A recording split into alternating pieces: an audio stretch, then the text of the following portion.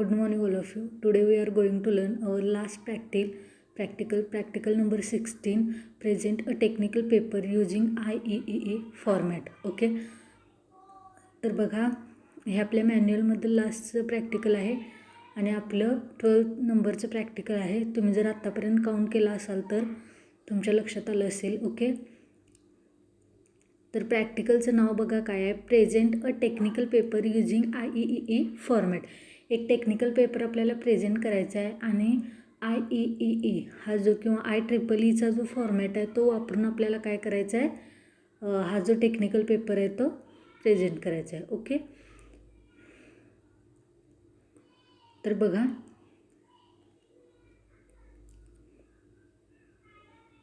पहिला point, practical significance. A paper presentation plays a key role in one's academic as well as professional life. तर बघा paper present करणं किंवा एखादा paper present करणं किंवा पेपर प्रेझेंटेशन करणं हे काय आहे तर एखाद्या व्यक्तीच्या मग ते करिअर लाईफमधील असेल किंवा ॲकॅडमिक म्हणजे शैक्षणिक आयुष्यामधील असेल किंवा प्रोफेशनल लाईफमधील म्हणजे करिअर लाईफमधील असेल किंवा नोकरीच्या पूर्ण आयुष्यामधील असेल, तर हे सगळ्यात महत्त्वाचा किंवा अगदी महत्त्वाचा असा आवश्यक असा भाग किंवा रोल निभावतं कोणतर paper presentation. It is always required to present a paper when it is required to share new concepts, knowledge and innovation with others. मग पेपर प्रेझेंटेशन हे कधी केलं जातं तर हे समजण्यासाठी आधी सगळ्यात महत्त्वाचं बघा, तर पेपर प्रेझेंटेशन हे त्यावेळी केलं जातं ज्यावेळी when it is required to share new concepts, knowledge and innovation with others. ज्यावेळी एखादी नवीन संकल्पना, नवीन ज्ञान किंवा नवनिर्मितीने झालेली एखादी गोष्ट, एखादी वस्तू ज्यावेळी लोकांसमोर किंवा इतर आपले जे कलिग असतील त्यांच्यासोबत ज्यावेळी आपल्याला डिस्कस करायची असेल, त्यांच्यासमोर ज्यावेळी आपल्याला ती मांडायची असेल त्यावेळी बऱ्याचदा काय केलं जातं तर पेपर प्रेझेंटेशन हे केलं जातं. पेपर प्रेझेंटेशन म्हणजेच नेमकं काय असतं तर एखादी संकल्पना जी तुम्हाला माहिती झालेली असते आणि ती तुम्हाला इतर सर्व लोकांना माहिती करून द्यायची असते. ओके. तर अशावेळी आपण काय करतो तर पेपर प्रेझेंटेशन हा जो पॉईंट आहे तो इंट्रोड्यूस करत असतो. Okay. A well-organized paper is accepted into a technical publication and then is read and referenced by others. तर बघा मग एक चांगला ऑर्गनाईज केलेला पेपर म्हणजे अगदी मुद्देसूद, कुठेही फापट पसारा वगैरे न मांडता. ओके. त्याचबरोबर योग्य शब्दांचा योग्य ठिकाणी वापर करून ज्यावेळी एखादा पेपर हा ऑर्गनाईज केला जातो तर अशा पद्धतीचा well organised paper is accepted into a technical publication. तर जे काही टेक्निकल पब्लिकेशन असतात तर तिथं अशा पद्धतीचा वेल ऑर्गनाइज्ड पेपर हा ॲक्सेप्ट केला जातो किंवा त्याचं पब्लिकेशन केलं जातं and then is read and reference by others. आणि त्याचवेळी मग त्याचा संदर्भ किंवा तो पेपर वाचण्याचं जे काम असेल ते इतर लोकांकडून केलं जातं किंवा एखादी गोष्ट सांगत असताना त्या पेपरचा रेफरन्स त्यावेळी घेतला जातो. A technical paper must be well written and follow the style guide, norms and technical specifications instructed by the publication. तर बघा पब्लिकेशनने जे काही रूल्स किंवा रेग्युलेशन्स म्हणजे जे काही नियम अटी लागू केले असतील तर त्या नियमाने अटींमध्ये बसून ज्यावेळी एखादा पेपर हा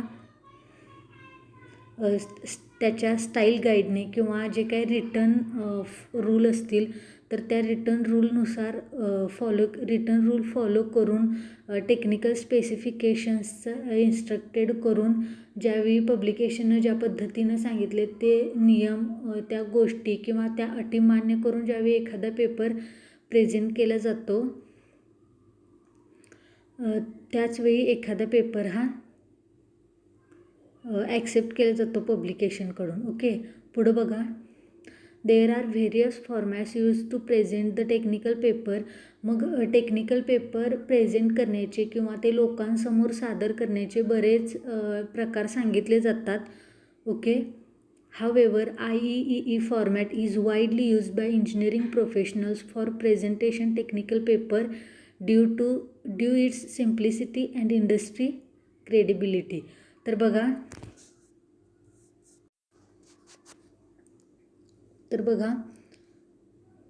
However, IEEE format is widely used by engineering professionals. मग पण बरेच जरी याचे प्रकार म्हणजे टेक्निकल पेपर प्रेझेंटेशनचे प्रकार जरी आपण बरेच बघितले असतील, पण इंजिनिअरिंग प्रोफेशनमध्ये बऱ्याचदा IEEE फॉर्मॅटचाच वापर हा होत असलेला आपल्याला दिसून येतो.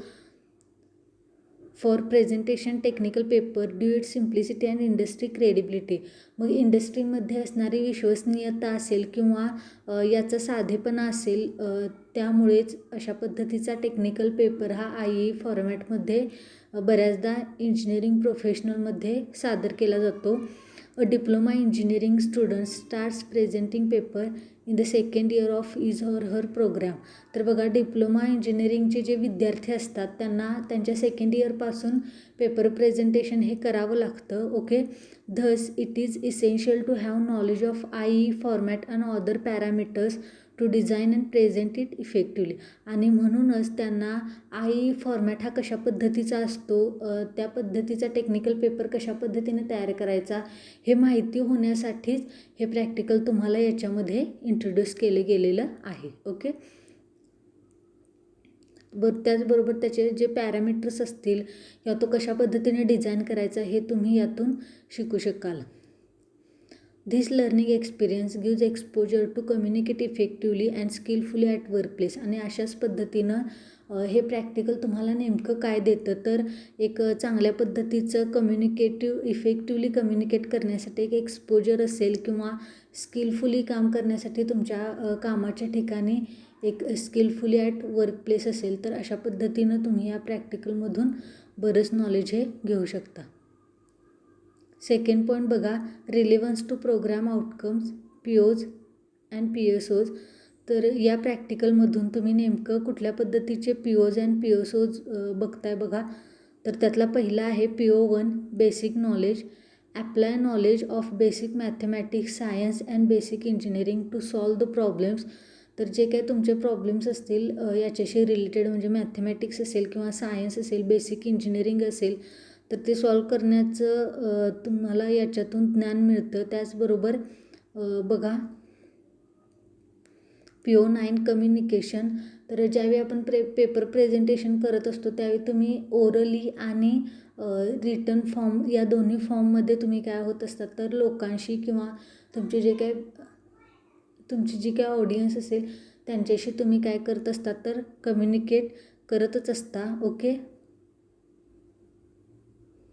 आणि म्हणूनच PO9 कम्युनिकेशन हा जो काय प्रोग्राम आउटकम आहे तो तुम्हाला या प्रॅक्टिकलमधून मिळतो.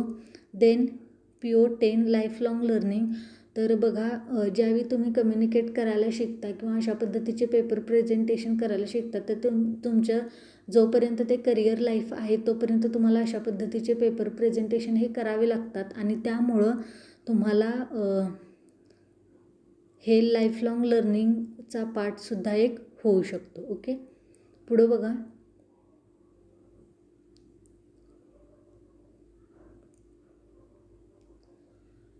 Third point, relevant course outcomes COA. Communicate effectively bye avoiding barriers in various formal and informal situations.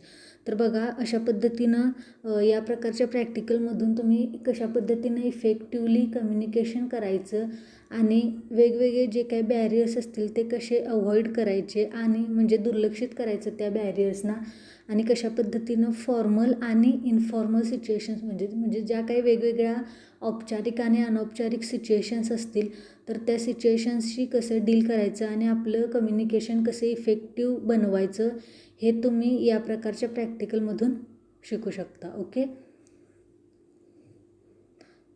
त्याचबरोबर बघा, नेक्स्ट पॉईंट आहे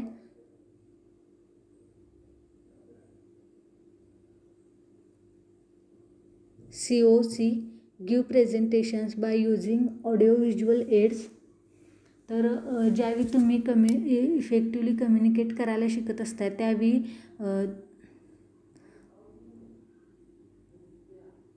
ऑडिओ व्हिज्युअल पद्धतीनं किंवा ऑडिओ व्हिज्युअल एड्सचा वापर करून कशा पद्धतीनं प्रेझेंटेशन द्यायचं हे सुद्धा तुम्ही याच्यातून शिकत असताय. ओके.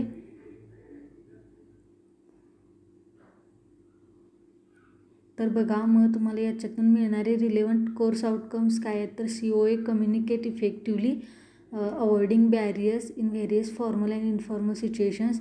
आणि COC give presentations by using audio visual aids. तर ऑडिओ व्हिज्युअल एड्सचा वापर करून वेगवेगळ्या पद्धतीचे प्रेझेंटेशन्स देणं. ओके. नेक्स्ट बघा प्रॅक्टिकल लर्निंग आउटकम. तर draft technical paper in IE format. मग हे प्रॅक्टिकलमधून तुम्हाला आउटकम काय मिळतो हे प्रॅक्टिकल शिकल्यानंतर एक चांगल्या पद्धतीचा एक स्किलफुल किंवा एक वेल डिझाईन वेल ऑर्गनाइज्ड पेपर हा एक टेक्निकल पेपर हा IE फॉर्मॅटमध्ये कशा पद्धतीनं प्रेझेंट करायचा, जेणेकरून तुम्ही ज्यावेळी सेकंड इयरला जाताय त्यावेळी सेकंड इयरला तुम्हाला असे बऱ्याच प्रकारचे पेपर प्रेझेंटेशन करावे लागतात आणि त्यामध्ये तुम्हाला मग IE फॉर्मॅटमध्ये सुद्धा एखादा टेक्निकल पेपर करावा लागतो. तर त्यासाठी हे तुमचं प्रिव्हियस नॉलेज असणार आहे हे लक्षात घ्या. ओके. तर अशा पद्धतीनं तुम्हाला प्रॅक्टिकल आउटकम मिळतो की तुम्ही एक चांगल्या पद्धतीचा well organised skilfully organised technical paper IE फॉर्मॅटमधला प्रेझेंट करायला शिकता.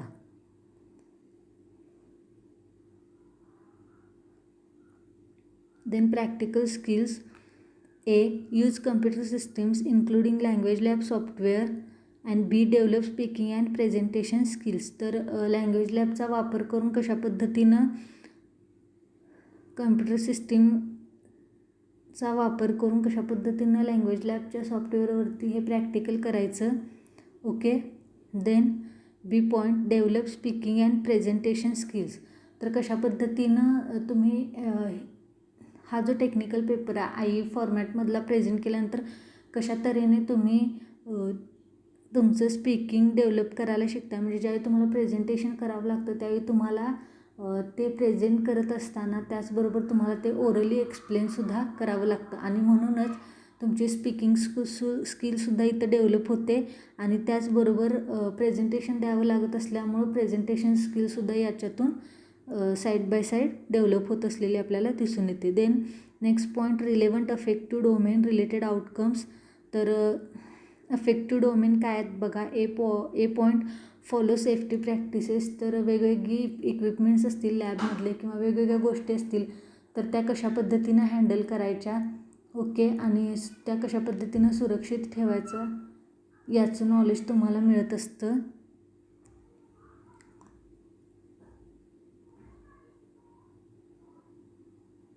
and B. Demonstrate working as a leader or an individual or a team member. तर बघा कशा पद्धतीनं आपण एखादं प्रॅक्टिकल हे डेमॉन्स्ट्रेट करू शकतो, आपण त्याचा डेमो देऊ शकतो. मग ते ॲज अ लीडर म्हणून असेल टीमचा किंवा ॲज अ टीम मेंबर म्हणून असेल किंवा ॲज अ इंडिव्हिज्युअल पर्सन असेल. You can do it. Okay. If you learn it then you can do it. Then next point आहे बघा minimum theoretical background.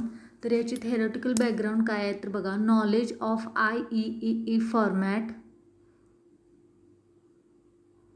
Of technical paper. तर तुम्हाला बऱ्यापैकी IE format म्हणजे नेमकं काय आहे, टेक्निकल पेपर म्हणजे नेमका काय, सगळ्यात आधी टेक्निकल पेपर म्हणजे नेमकं काय हे माहिती असणं आवश्यक आहे. त्याचबरोबर IE फॉर्मॅट म्हणजे काय असतो. देन होकॅबलरी माहिती असणं म्हणजे शब्दकोश तुम्हाला माहिती असणे किंवा तुमच्याजवळ बऱ्याच शब्दांचा साठा असणं खूप महत्त्वाचं आहे. देन सिंटॅक्स असेल, प्रनन्सिएशन असेल, एखाद्या शब्दाचं प्रनन्सिएशन कशा पद्धतीनं केलं जातं, मग त्यामध्ये Indian English, American English, British English. Okay. तर या सगळ्या इंग्लिशचा याच्यामध्ये विचार केला जातो. And intonation is required for the effective technical paper presentation. Intonation म्हणजेच काय तर तुमच्या बोलण्यातील किंवा तुमच्या कम्युनिकेशनमधील असलेला चढ उतार. ओके, तर हा खूप महत्त्वाचा असतो तुमचा. जर टेक्निकल पेपर प्रेझेंटेशन हे जर तुम्हाला इफेक्टिव्ह करायचं असेल तर तुमच्या वाक्यामधलं मग प्रनन्सिएशन असेल, व्होकॅब्लरी असेल किंवा इंटोनेशन असेल, हे खूप महत्त्वाचं मानलं जातं आणि या सगळ्याचं तुम्हाला नॉलेज असणं गरजेचं आहे. तर आता आपल्याला या प्रॅक्टिकलमध्ये नेमकं काय करायचं आहे बघा. तर अशा पद्धतीचे पेपर प्रेझेंटेशनचे असतात. ओके, तर तुम्ही मग कुठलाही पेपर घेऊ शकता. मग त्याच्यावरती अशा पद्धतीनं तुम्हाला क्वेश्चन्स आहेत, त्याच्यावरती मग जे काय पॉईंट्स असतील ते पॉईंट्स मग हे तुम्ही जर नेटवरती वगैरे सर्च केलात तर तुम्हाला लगेच हे मिळून जाईल. ओके, आणि अशा पद्धतीनं हा पेपर तयार करायचे तुम्ही आणि त्याचे प्रिंटआउट्स मारायचे आहेत. हे बघा. ओके, मग जेवढा पेपर असेल, जेवढे काय रेफरन्सेस असतील, मग फिगर्स अँड टेबल्स असतील आणि मग लास्टला samples of the correct formats for various types of references are given below. मग पिरियॉडिकल्स, बुक्स, टेक्निकल रिपोर्ट्स म्हणजे कुठल्या कुठल्या गोष्टींचा तुम्ही वापर केला तर हे सगळं काय आहे तर तुम्हाला या सगळ्याच्या प्रिंटआउट काढायचे आहेत. ओके, आणि जे लास्टला पेज असणार आहे आपलं question number 16, paste your printouts म्हणून लिहिलं असेल तिथं, तर तिथं तुमच्या ह्या सगळ्या पेपर आधी एकत्रित प्रिंटा काढून तो एकत्रित लावून मग त्याच्या प्रिंटा काय करायचे तर त्या लास्टच्या प्रॅक्टिकलवरती पेस्ट करायचे आहेत. ओके, आय होप तुम्हाला हे प्रॅक्टिकल व्यवस्थित समजलं असेल. तरी कुणाला काय प्रॉब्लेम असेल तर you can contact me. Okay, और you can send your doubts on WhatsApp. Thank you.